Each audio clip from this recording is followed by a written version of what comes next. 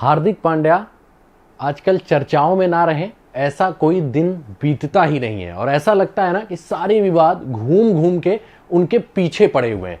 अब नया जो विवाद आया है ना, अगर वो सही है तो क्रिकेट जगत में ये विवाद हलचल मचा के रख देगा। और साथ ही साथ ये बता रहा है ये विवाद कि भैया सब कुछ तो मुंबई इंडियंस में सही नहीं है, कुछ तो गड़बड़ है दया, मतलब कुछ दिक्कत है वहां पे, ऐसा साफ साफ दिखाई दे रहा है। और जो ताजा मामला है ना, उसमें हार्दिक ने क्या किया है, एमएस धोनी की प्रशंसा की है।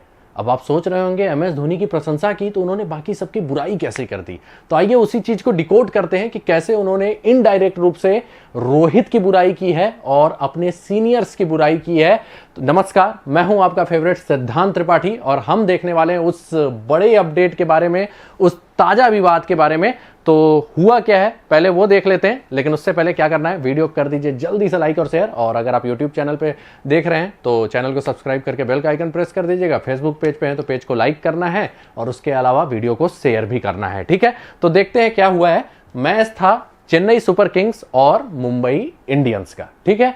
तो भैया उसमें हुआ क्या, हुआ ये कि चेन्नई सुपर किंग्स लास्ट तक कुछ खास कर नहीं रही थी। बाद में आए एमएस धोनी और वहां पे उन्होंने 3 छक्के लगा दिए हार्दिक को, और मुंबई इंडियंस के खिलाफ चेन्नई सुपर किंग्स 200 प्लस का स्कोर बना दी। अब उसके बाद क्या हुआ, उसके बाद होता यह है रोहित शर्मा टिके रहते हैं, सेंचुरी भी लगाते हैं, लेकिन टीम हार जाती है। और फिर आता है मामला ये वाला, प्रेस कॉन्फ्रेंस जब हुआ उसमें मैच के बाद, तो वहां पे मतलब प्रेस कॉन्फ्रेंस नहीं बोल सकते, जो पोस्ट मैच प्रेजेंटेशन था, वहां पे हार्दिक ने एक बार भी रोहित के जो प्रदर्शन था, सेंचुरी आई थी, उसका एक बार भी उन्होंने कुछ भी जिक्र नहीं किया। लेकिन उन्होंने सामने वाले टीम के एक प्लेयर का प्रशंसा किया, वो भी बखूबी किया। और सबसे बड़ी बात ना, वो जो उन्होंने बात बोली वो हम सुनते आ रहे हैं जब से एमएस धोनी इंडिया टीम से रिटायर हुए। और एमएस धोनी का काम भाई हमेशा प्रशंसनीय होता भी है, वो मतलब दिमाग ही उनका चाणक्य जैसा है, चाचा चौधरी जैसा है, और वो मतलब कहीं ना कहीं प्रशंसा होता रहता है। लेकिन बात ये है ना, उन्होंने क्या बोला पहले वो हम देखते हैं। तो उन्होंने बोला सीएसके के पास एक ऐसा व्यक्ति है जो विकेट के पीछे से हमेशा प्लेयर्स को दिशा निर्देश देता रहता है। तो भाई बात तो ठीक बोला, गलत क्या बोला, गलत यहां पे ये हो गया, ये वही बात है जो हम लोग बोलते हैं कि कोई था जो विकेट के पीछे से मैच बदल देता है। जब जब एमएस धोनी की याद आती है हम लोग को, प्रशंसकों को, तो सब लोग यही पोस्ट करते हैं कि भैया कोई था जो विकेट के पीछे से मैच बदल देता है। लेकिन यहां पे जिस परिस्थिति में हार्दिक पांड्या ने बोला ना, वो काफी सरकास्टिक था और ऐसा लग रहा था कि वो तंज कस रहे हैं अपने सीनियर्स पे, क्योंकि उन्होंने एक बार भी अपने प्लेयर्स की तारीफ नहीं की प्रेस कॉन्फ्रेंस में, या कह सकते हैं पोस्ट मैच प्रेजेंटेशन में।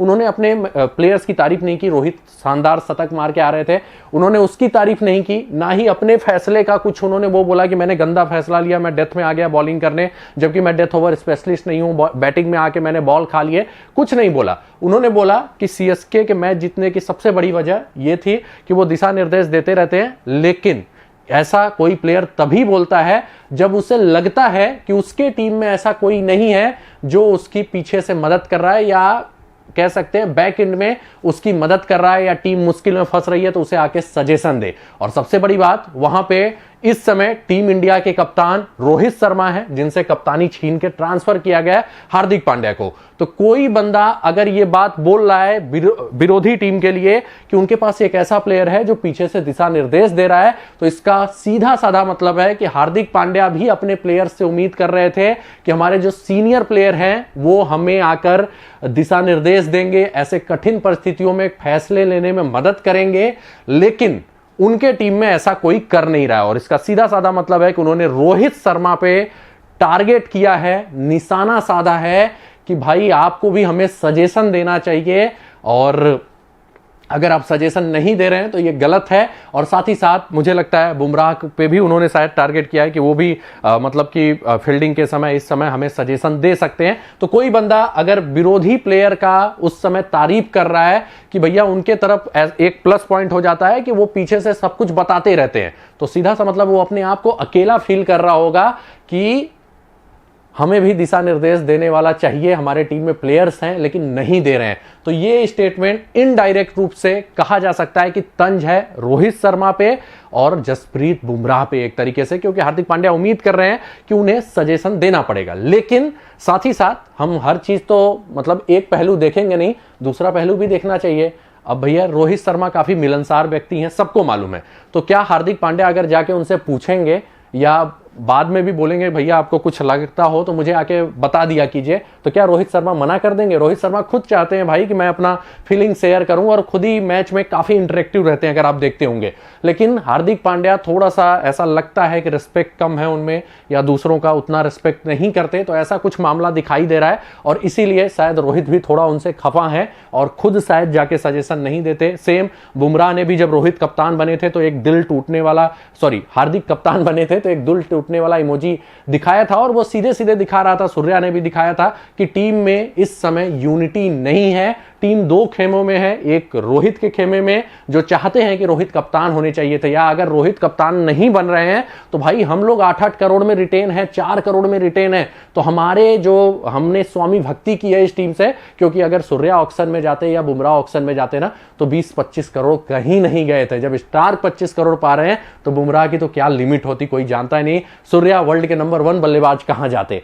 तो भाई अगर उन प्लेयर्स ने स्वामी भक्ति की है, उन्हें नहीं बनाया गया है कप्तान, तो वो भी उम्मीद कर रहे थे कि कप्तान बनाया जाना चाहिए और इसीलिए शायद हार्दिक को उतना सपोर्ट नहीं मिल रहा है और हार्दिक अपने आप को इस समय अकेला महसूस कर रहे हैं। और मैं ही नहीं बोल रहा हूं, ये स्टेटमेंट गिलक्रिस्ट ने भी बोला, पीटरसन ने भी बोला कि ये स्टेटमेंट जो आया है ना वो सीधे सीधे दिखाता है कि हार्दिक पांड्या इस समय अपने आप को अकेला महसूस कर रहे हैं और ये जो स्टेटमेंट उन्होंने बोला है वो इनडायरेक्ट रूप से रोहित को तंज कसा है। तो कुल मिला के मामला यही है कि भैया मुंबई इंडियंस में सब कुछ सही नहीं चल रहा है, उसमें कुछ गलती रोहित और उनकी है कि भाई आप सीनियर हैं थोड़ा जाके सपोर्ट कीजिए, लेकिन सबसे बड़ी गलती जो है ना वो पांड्या की है। उन्हें खुद जाना चाहिए और बोलना चाहिए, आपको डायरेक्ट ये सब बातें प्रेस में आके नहीं बोलनी चाहिए, भले ही आपने इनडायरेक्ट रूप से बोला हो। तो इसी के साथ ये वीडियो समाप्त होता है। कमेंट करके आप जरूर बताइएगा क्या आपको ये जो आरोप लग रहे हैं हार्दिक पे कि उन्होंने इनडायरेक्ट रूप से तंज कसा है रोहित पे, तो क्या ये आरोप सही है? और सही है तो किसकी गलती है, या फिर हार्दिक गलत हैं जो जग जाहिर कर रहे हैं उन विवादों को जो टीम से बाहर नहीं आना चाहिए, भले ही आप इनडायरेक्ट रूप से कर रहे हैं। तो वीडियो इसी के साथ समाप्त होता है। वीडियो को लाइक और शेयर जरूर कर दीजिएगा। मिलते हैं अगले वीडियो में कुछ नए अपडेट के साथ और कमेंट करके जरूर बताइएगा कि वीडियो कैसा लगा और साथ ही साथ इसमें किसकी गलती है और क्या हार्दिक ने इनडायरेक्ट रूप से तंज कसा है रोहित पे, यह भी आप जरूर बताइएगा। धन्यवाद।